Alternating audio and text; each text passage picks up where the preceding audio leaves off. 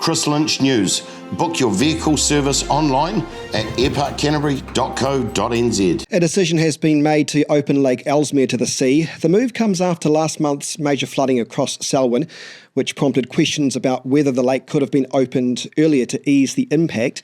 Well, for a bit of a myth-busting session, you could say, joining me now is the Canterbury Regional Council Chair, Craig Pauling. Craig, good to see you. Thanks so much for your time.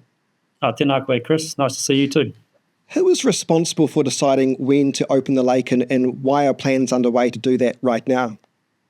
Yeah, so there's a joint consent for the opening of Te Waihora, and that's between Environment Canterbury and Te Rūnanga o Ngāi Tahu, and that was done about 10 years ago, actually. And before that, it used to just be the Regional Council on their own. But in behind that, there's always been a lake opening protocol group, and that consists of members such as Te Taumutu Rūnanga, which is the Papatipi Rūnanga at that end of Te Waihora, the Department of Conservation, the Te Waihora Lake Ellesmere Rating District Liaison Committee, Fish and Game. There's commercial fishermen involved that fish out on Waihora, the Selwyn District Council, the Christchurch City Council, and the Waihora Ellesmere Trust. So all of those groups have representatives on the protocol group they get engaged with.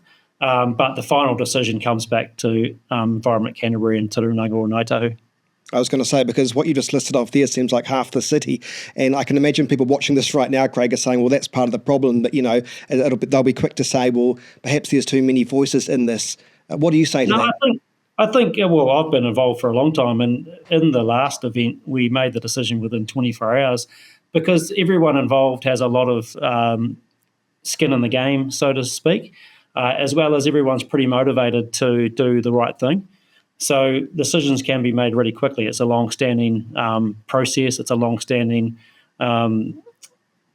committee that we've had there. So, no, the decisions get made really quickly. But ultimately, if they can't decide, we engage with them. But ultimately, the decision comes back to the Regional Council in Te Rūnanga, and that's made pretty quickly. Like I said, 24 hours last time. We've made the decision this time as well. And, of course, it relies on not only things in legislation, so the Water Conservation Order for Te Waihora, which dictates the levels, the trigger levels it's called, for the opening, but also the resource consent itself. But the key thing that most people don't understand, so that's when the numbers are right, is that you also need the actual environment to be in the right space as well, and there's two main factors that dictate that. And that is the lake level on the inside, so the level of Te Waihora. You need hydraulic pressure. If you don't have that, there's not enough water pressure to maintain an opening. And you also need the sea to be playing its part. If it's too rough and you've got southerlies forecast, then that's just going to close the opening that you make up. So you need a nice calm sea, and not all the time you get that together. So that's actually a bigger time factor rather than the decision itself. And so we always get together, way before the trigger level's coming. Yeah. So, Craig, I know that you wrote a letter to the Minister explaining the situation, particularly when it came to last month's events, and you said in that letter that everything sort of moved as it should have been, and it wasn't actually the lake that was causing any of the flooding. Can you just elaborate for me on that? That's quite important, I think. A key thing and we actually met with the Minister in person too before he sent his letter, and alongside the Selwyn District Council and the Papatipi Rūnanga and Te Taumutu Rūnanga. The key thing is like I said, the lake has been a whole lot higher in the last 10 years than it was during that storm event.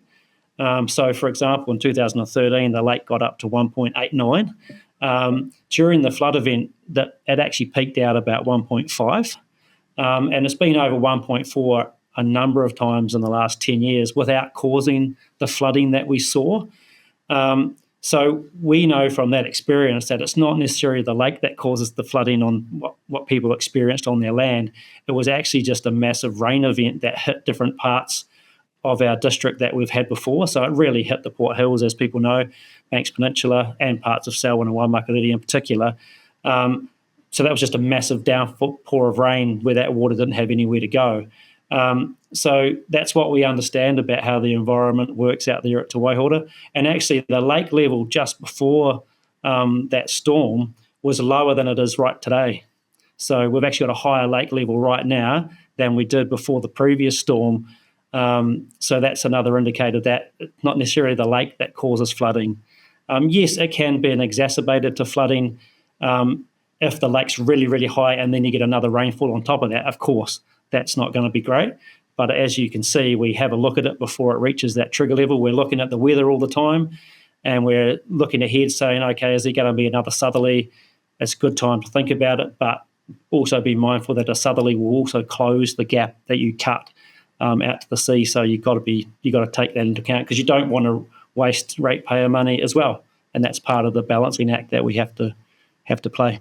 It is, because it's quite expensive to do the work that is being done right now, isn't it, with those bulldozers? In fact, just briefly, Craig, what is actually involved in the opening process, and how long does it take to fully open the lake for ECAN to feel or to breathe a sigh of relief? Yeah, it can take up to 4 or 5 days to get an opening that maintains itself. And sort of part of the process is we obviously start with bulldozers on the inside of the lake and start opening that freshwater channel or the lake water channel, because often conditions out at sea are a bit tricky. And then you make that cut towards the ocean, and then the last part you make is the bit that separates that from the sea. So that's the very last thing you do, and you often do that on just after a high tide, so that the water can then flow out with that as the high tide recedes to low tide. So that's sort of the process. But again, like I said, if it's a southerly storm, and we know how rough southerly storms are for us here in Waitaha, it's no place for a person in a bulldozer to be right on that spit. And if people have been out to Kaitariti, they'll know what I'm talking about. And we actually want to get some footage of that to show people how crazy it can be out there during those southerly storm events. And like I said, if you get that wrong, you do all that work, and then a southerly does come along, it just closes all that back up, fills that gap back with gravel, and then you've just wasted potentially $20,000, maybe more, if you've been at it for a few days. So that's the real balancing act. And I think people need to realise we are working with a natural, complex system in terms of Te Waihora as being a coastal lagoon. So you've got to take that into account. It's not just all about our human numbers and getting the bulldozers out there. You've got to be mindful of what the environment's actually doing, what the reality is on the ground. Craig, what is your message to communities still concerned about flood protection, particularly in the Selwyn district? I mean, hey, flood protection is a big issue for all of us, especially with climate change, and we know those events are getting more dramatic. But rest assured, Environment Canterbury is doing lots of work in that space. We've been getting good support from central government with that as well, in terms of looking at all of our flood systems, the stock banks, the telemetry, the warning systems. So it's not perfect, it never will be, but we are doing a lot of work and a lot of focus, and I think we've got a pretty good track record of doing the right thing. There are some interesting spaces where sometimes district councils look after some waterways and some openings. So, for example, Wairewa, Lake Forsyth, is opened by the Christchurch City Council in conjunction with Wairewa Runanga. So sometimes people can get confused, and that's understandable, because you just might think it's all the regional council, but it's not always the case. And of course, drainage schemes, which is another part of our waterway system, are often and mostly led by district councils. And so drainage schemes can obviously flood as well, but it's not necessarily Environment Canterbury's responsibility. So even though we're in it together, that's the key thing. We need to work together with all those parties to get the best outcomes. Just finally, how long do you expect it to take before it's fully open, the lake? Sure. What do you call it, the corridor? Yeah. So it is the next 4 or 5 days. I know they're out there at the moment. They're starting that work, I think either today or tomorrow, to start on the inside of Te Waihora and work their way out. But they've just got to wait for that sea condition to calm down. There is another southerly forecast in the next 24, 48 hours. So they'll be mindful of that. And then hopefully once that settles down over the weekend and into early next week, it'll start opening and hold itself open. So you get a decent opening. Well, it's nice to speak with you, Council or Canterbury Regional Council Chair Craig Pauling. Thanks so much for your time. Kia ora, Chris. Ngā mihi.